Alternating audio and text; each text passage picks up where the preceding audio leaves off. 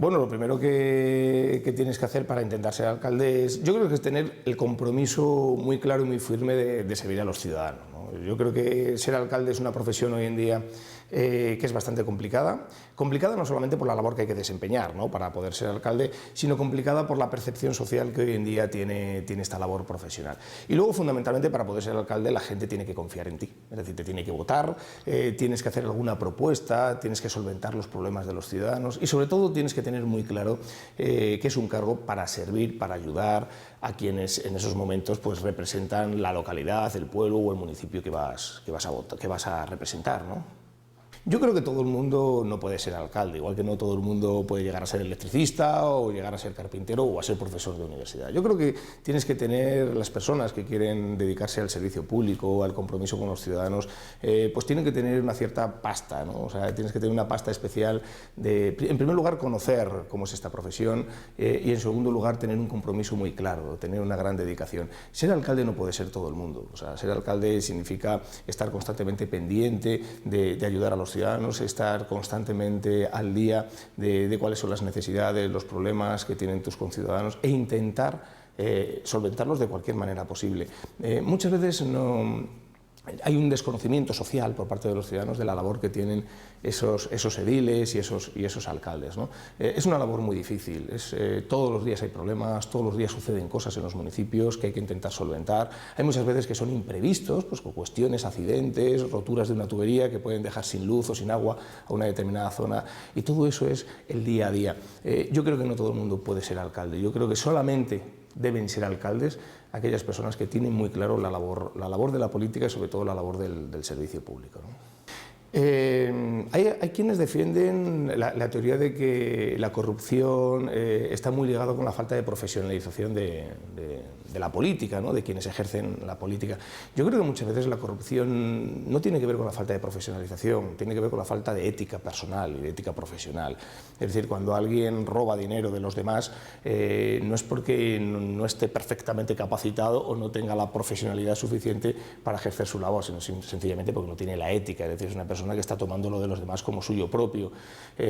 Yo creo que existe una falta de profesionalización en el ámbito de la política en España y en otros muchos países de la Unión Europea y de Europa en general, pero yo creo que no está muy ligado esa falta de profesionalización con la corrupción. O sea, una persona es corrupta, una persona roba, una persona toma suyo lo que no lo es, independientemente de que tenga preparación o no tenga preparación. Hemos visto que hay gente muy preparada, que ha sido vicepresidente de este país, que han sido ministros, que han tenido altos cargos a nivel internacional, a los cuales están no solamente acusados, sino que están sentenciados y están en la cárcel, ¿no? Y es gente muy preparada y es gente muy profesional, los cuales están ligados también a la corrupción.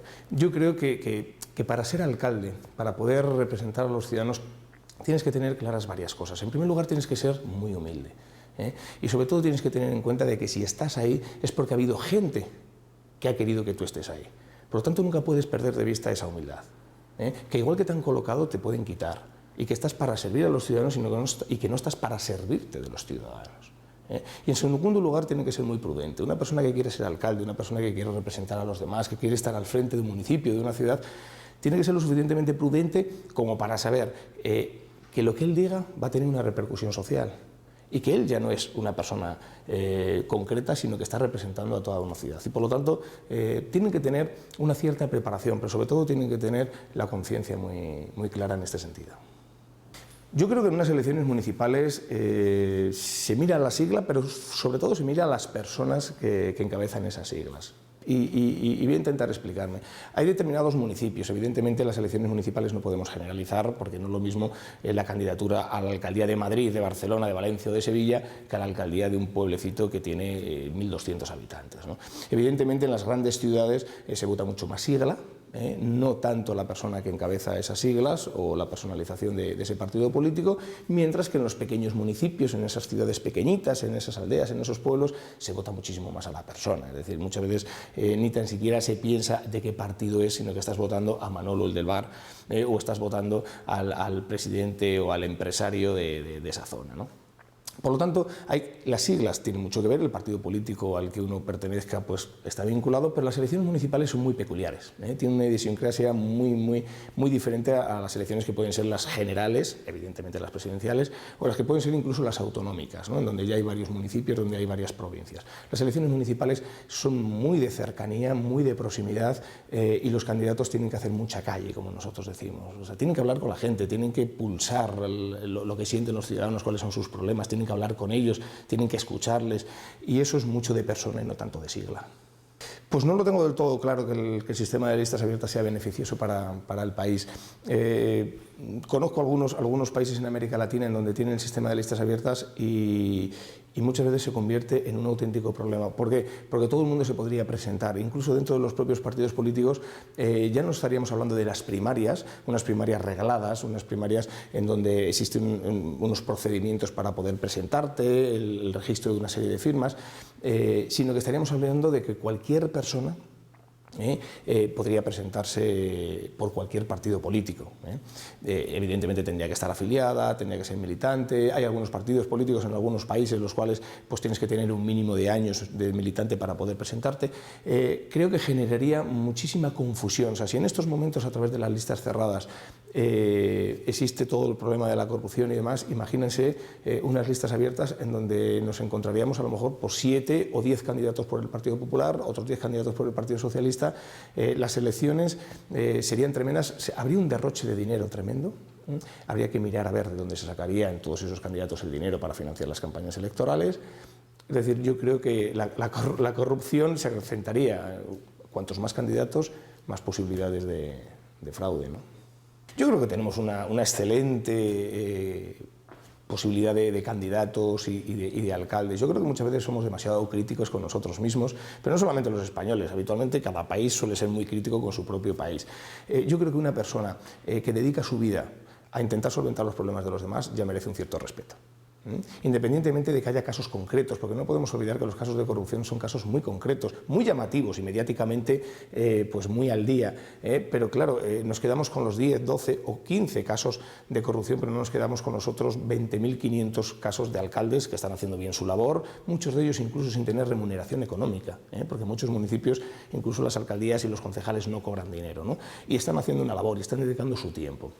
Por lo tanto, yo creo que tenemos una excelente cantera de candidatos, de gente que se quiere dedicar a la política y que quiere hacer política. Y hacer política no es otra cosa que intentar pues gestionar las ciudades, gestionar el que la luz por la noche funcione, de que las carreteras estén bien asfaltadas y que tengamos unos servicios mínimos pues de agua, de luz. Es decir, que todo funcione. Para que nosotros podamos hacer nuestro trabajo hay otros que están haciendo y que están facilitando que nuestro trabajo funcione.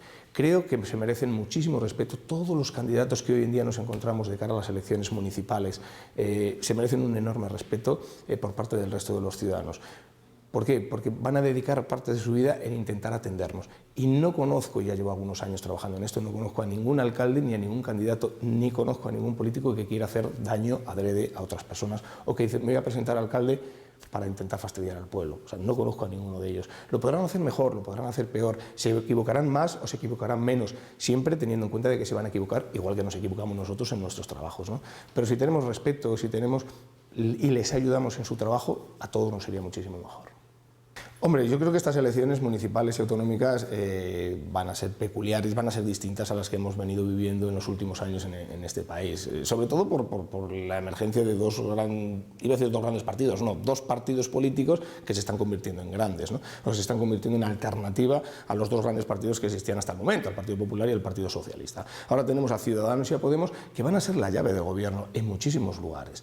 Entonces, ¿cuál es el pronóstico? Pues el pronóstico son muchos pronósticos, es decir, porque van a tener que ponerse de acuerdo los cuatro partidos en todos los sitios. Va a haber en algunos lugares en donde va a gobernar el Partido Popular y Ciudadanos, pero va a haber otros lugares en donde va a gobernar el Partido Socialista y Ciudadanos. De hecho, ya hemos visto el primer avance en Andalucía. Pero es que va a haber algún lugar en donde el Partido Socialista va a gobernar en coalición con Podemos, y Podemos con Ciudadanos, y Ciudadanos con Podemos y con el Partido Socialista. Es decir, los cuatro partidos políticos van a estar en liza y va a haber gobierno entre los cuatro y van a tener que negociar. Y todos van a gobernar. El Partido Popular tendrá sus gobiernos, el Partido Socialista tendrá sus gobiernos, Ciudadanos y Podemos tendrán su parte de gobierno en muchísimos lugares. Bueno, el descenso de Podemos yo creo que era más o menos esperable, ¿no? Por muchísimos analistas políticos y especialistas en el ámbito de la política, porque, bueno, es decir, era un crecimiento insostenible, ¿no? Creando unas expectativas tremendas. Cuando se han ido acercando a las elecciones y se han tenido que empezar a concretar con algunas propuestas más concretas, bueno, pues los ciudadanos han empezado a elegir, ¿no? La política es tan sencilla como que existen cuatro personas o cuatro candidatos que te ofertan y tú te quedas con uno o con otro, ¿no? El descenso de Podemos ha venido, yo creo, fundamentalmente dado primero por disensiones internas, que ha quedado reflejado en los últimos días con la dimisión de Juan Carlos Monedero, que era el número 2 y fundador del partido. Esto le ha hecho muchísimo daño al partido, porque Monedero es el filósofo, es decir, es el creador de lo que es el partido y la filosofía de todo este movimiento político de alternativa y demás, ¿no?